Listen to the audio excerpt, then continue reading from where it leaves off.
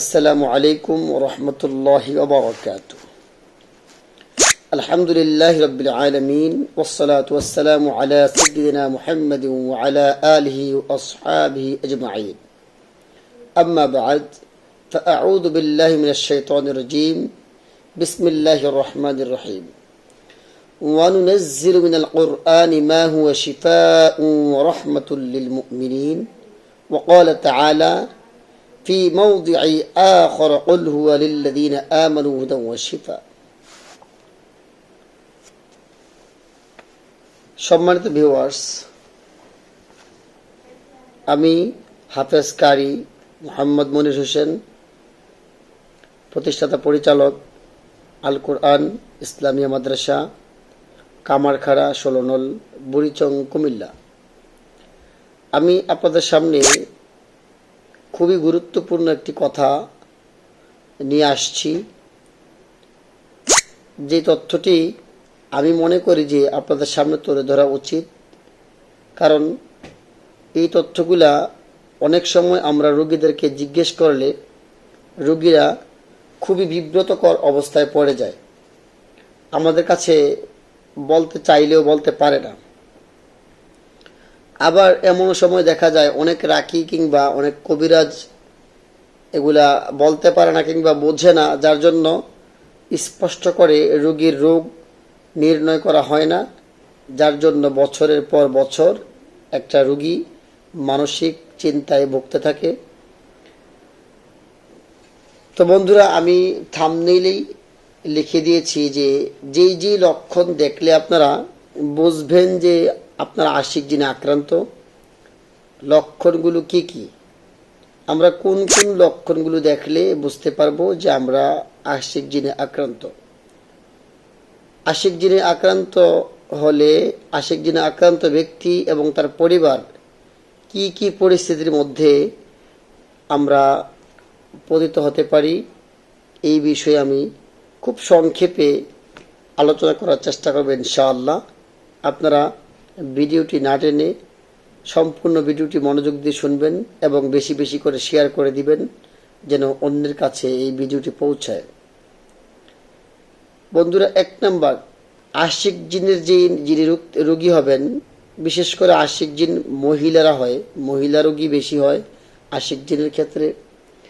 তো আশিক জিনের প্রথম যে লক্ষণটি সেটা হচ্ছে, আপনি যখন ঘুমাবেন অধিকাংশ সময় আপনি দেখবেন যে ঘুম থেকে উঠে শরীরের মধ্যে বিভিন্ন আঁচড়ের দাগ, কামড়ের দাগ কিংবা আঘাত করলে যে দাগ থাকে এরকম দাগ দেখবেন।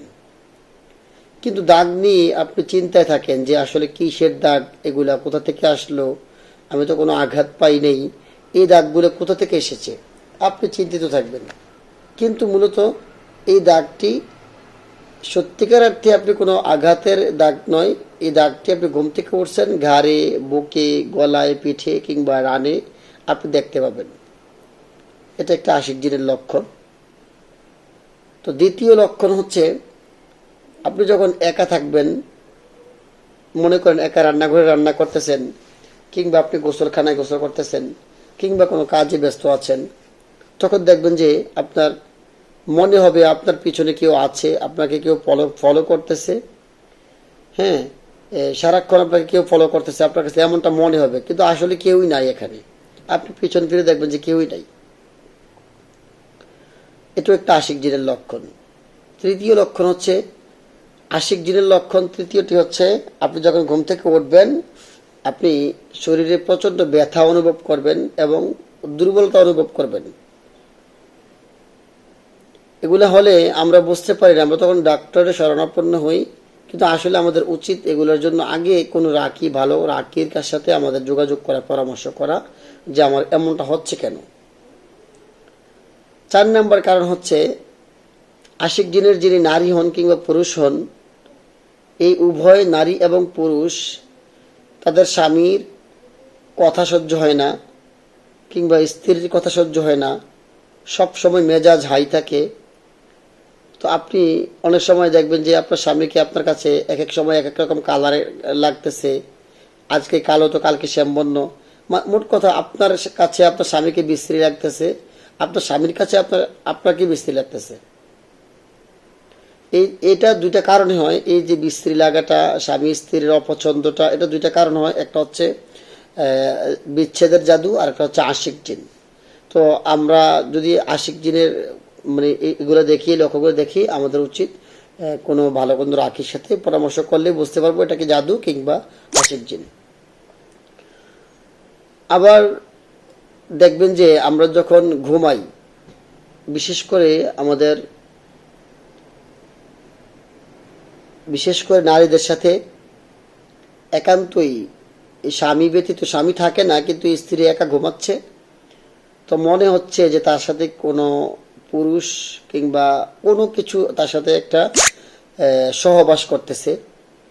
এটা হচ্ছে আশিক জিনের বড় লক্ষণ। আপনি যখন বুঝবেন যে আপনার সাথে কেউ সহবাস করতেছে, হ্যাঁ আপনি বুঝতেছেন, স্পষ্ট বুঝতেছেন সহবাস করতেছে, তখন আপনি খুব দ্রুত কোন রাকের শরণাপন্ন হবেন এবং চিকিৎসা নেওয়ার চেষ্টা করবেন। এটা আশিক জিনের লক্ষণ, বড় লক্ষণ। আবার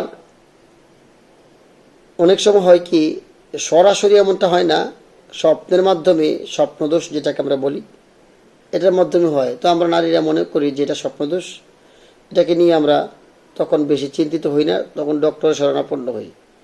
স্বপ্নের মাধ্যমেও জিনেরা আমাদেরকে অনেক ক্ষতি করে, যার জন্য স্বপ্নের মাধ্যমেও যদি আপনার ঘন ঘন স্বপ্নদোষ হয়, তখন আপনি সাথে সাথে রাকে শরণাপন্ন হবেন।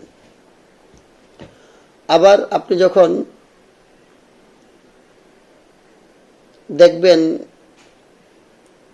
বিভিন্ন সময় আপনার কাছে স্বাস্থ্য পছন্দ হবে, অযথা সময় স্বাস্থ্য পছন্দ হচ্ছে, আপনার হিন্দুদের পূজা ভালো লাগবে, হিন্দুদের চালচলন ভালো লাগবে, কিংবা খ্রিস্টানদের কোনো চালচলন ভালো লাগবে, হিন্দুদের হাতের যে কি জানি বালা বলে, মাথায় সিঁদুর বলে, এগুলো আপনার কাছে পড়তে মন চাইবে।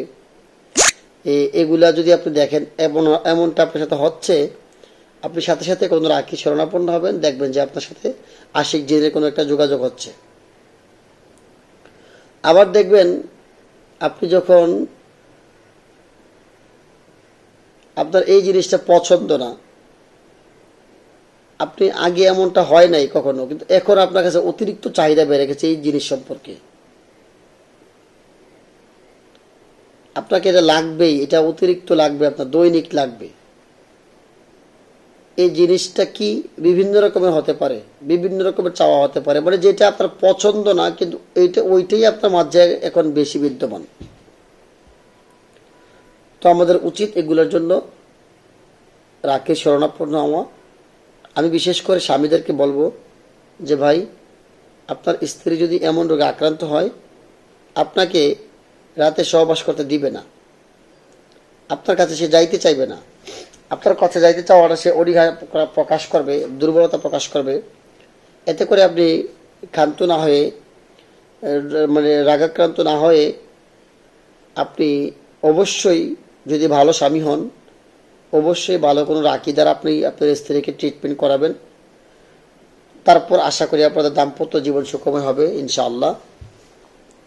তো এটা আমি বিশেষ করে আমার পুরুষ জাতি ভাইদেরকে বলবো, মা বোনেরা এই রোগে ইচ্ছা করে তারা জড়ায় না, তাদের সাথে এমনটা হয়ে যায়। তো তাদের ওই দুর্বলতার সময়, ওই কঠিন বিপদের সময় আপনাকে ঢাল হয়ে দাঁড়াতে হবে।